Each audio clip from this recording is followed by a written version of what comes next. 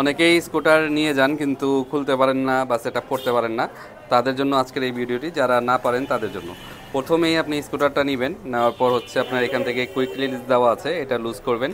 যদি বেশি টাইট থাকে এখান থেকে আপনি ঘুরিয়ে নেবেন, এখান থেকে ঘোরালে লুজ টাইট হবে, হ্যাঁ আপনি বুঝতে পারবেন। আর তারপর হচ্ছে এই যে এই পাশে একটা দেখেন এখানে চাবির মতো একটা দেওয়া আছে, এটা হচ্ছে আপনার হাতটা এখানে রাখবেন, এই আঙ্গুলটা এখানে রেখে একদম টিকারের মতো ধরে টান দিবেন। টান দিলে কিন্তু অটো এসে পড়বে।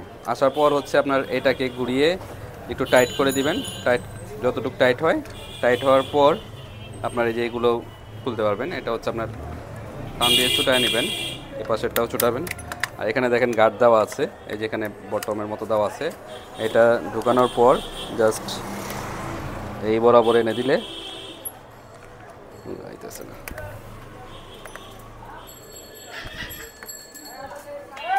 একটু সময় লাগতেছে জাস্ট।